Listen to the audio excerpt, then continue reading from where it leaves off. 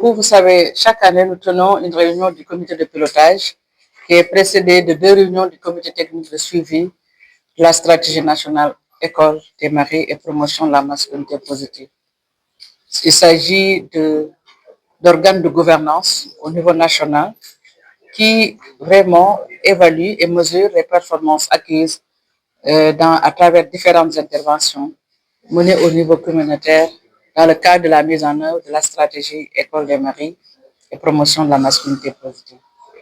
La stratégie École des maris est un outil fédérateur des interventions communautaires visant l'implication des hommes, des garçons, mais aussi d'autres acteurs communautaires comme les communicateurs traditionnels, les relais et les badjanoko dans des interventions en faveur de la réduction des inégalités de genre, de la déconstruction des stéréotypes et de la promotion de la santé reproductive des femmes. Cette stratégie a été adoptée en 2021 et sera déroulée pour l'horizon temporel 2021-2030. Et c'est une manière pour le Sénégal de matérialiser des engagements pris au niveau international et au niveau africain. Au niveau international, c'est la conférence internationale sur la population en développement de Caire 94 qui avait recommandé fortement aux États d'impliquer les garçons et les hommes dans ces questions. Cette implication qui sous-tend leur responsabilité en faveur du respect de l'égalité homme-femme, mais aussi leur engagement pour accompagner les femmes et les enfants sur les questions de santé maternelle et reproductive, mais bien entendu et néonatale. En ce qui concerne l'engagement au niveau africain, vous savez que l'Union africaine a adopté une convention en 2025, en février 2025, qui vise à mettre fin à la violence faite aux femmes et aux filles.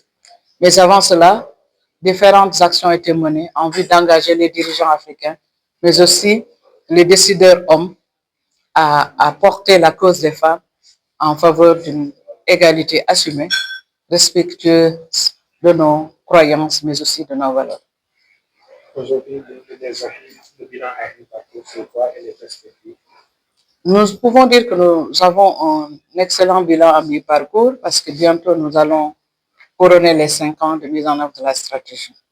Nous avons noté un engagement des partenaires de mise en œuvre. Nous aurons l'occasion de vous parler tout à l'heure. Ici, nous sommes avec Plan International Sénégal et SOA Sénégal.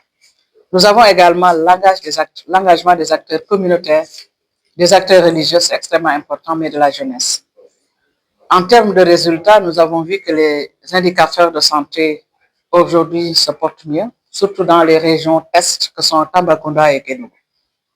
Nous avons noté l'engagement aussi de l'administration territoriale.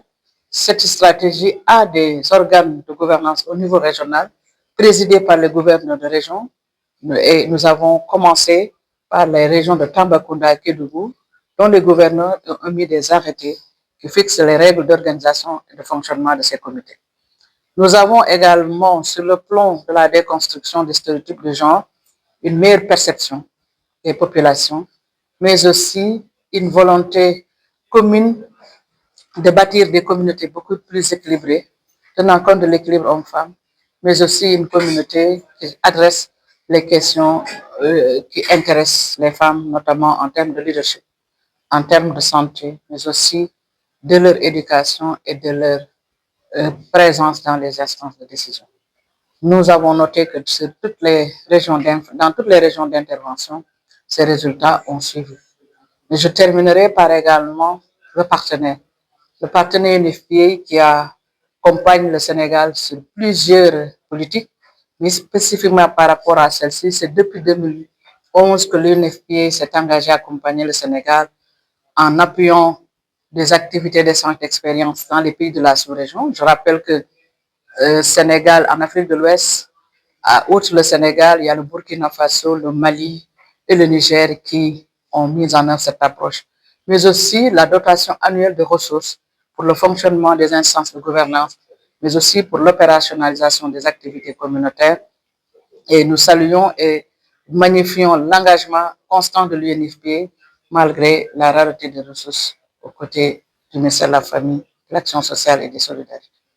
PA Sénégal se réjouit de cette initiative qui est coordonnée par le ministère de la Femme à travers la direction de l'équité et l'égalité de genre, parce que nous sommes conscients que l'implication des hommes, des garçons est fondamentale pour la transformation des normes sociales et l'élimination des violences basées sur le genre.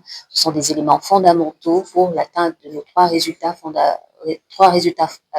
transformateurs en matière de santé de la reproduction pour zéro décès maternel évitable, mais également arriver à une planification familiale efficace, mais aussi à l'élimination de toute forme de discrimination à l'égard de genre. C'est pourquoi UNFPA s'est engagé depuis auprès du gouvernement du Sénégal pour appuyer cette initiative-là en faveur de la transformation des normes sociales pour l'élimination de toute forme de violence, mais également des pratiques néfastes et de la santé de la reproduction. Y a-t-il des avancées? Alors, il y a des avancées au niveau du Sénégal, comme l'a dit la directrice tout à l'heure. Nous avons remarqué qu'à travers cette stratégie-là, il y a eu une amélioration des indicateurs en matière de santé de la reproduction. Et c'est pourquoi c'est une initiative qui, en perspective en tout cas, est appuyée par UNFPA dans l'espoir d'atteindre les objectifs que nous avons fixés à l'horizon 2030. Cette LASFA intervient dans les régions de Tamba et de Kédougou sur le financement de l'UNFPA avec l'appui et l'accompagnement de l'ADEC. Nous avons mis en place 100 écoles des maris en 2023 avec l'accompagnement. Actuellement, on est dans le suivi de 50 écoles au niveau des districts de Tamba et Kédougou.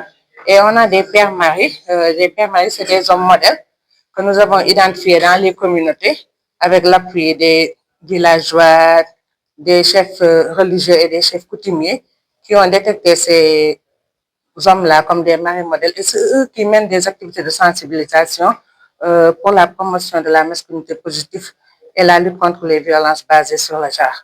Actuellement, au niveau des prestataires, nous avons un écho favorable parce que c'est les prestataires qui encadrent les pères maris et qui les orientent par rapport aux objectifs des districts sur la réduction de la mortalité maternelle et de la lutte contre les violences basées sur le genre. Et nous avons vraiment un écho favorable par rapport aux indicateurs. Et cette rencontre nous donne l'occasion de partager les résultats de 2 semestres de mise en œuvre sur le terrain. Pourquoi le résultat et pourquoi le choix de ces régions?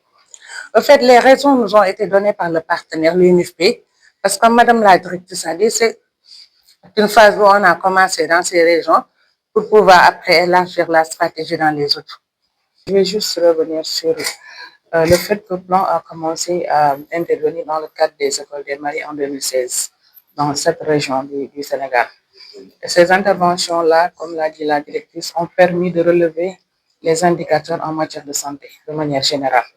Parce que nous avons inclus aussi, nous avons intégré d'autres paquets dans la stratégie pour pouvoir œuvrer dans la promotion de l'égalité de genre. Parce que qui connaît le plan international sait que c'est une organisation qui s'est engagée à appuyer l'État du Sénégal dans ses différentes politiques et la politique d'équité et d'égalité de genre en fait partie parce que nous avons aussi une politique d'équité et d'égalité de genre.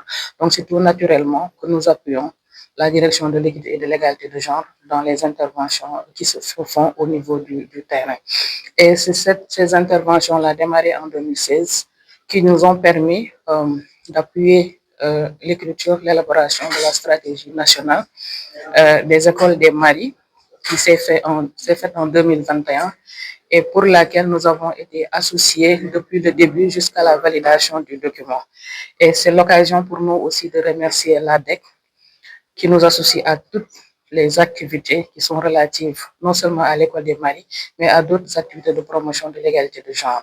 Parce que nous sommes une organisation engagée pour la promotion des droits des femmes et des filles, mais aussi pour l'égalité des sexes.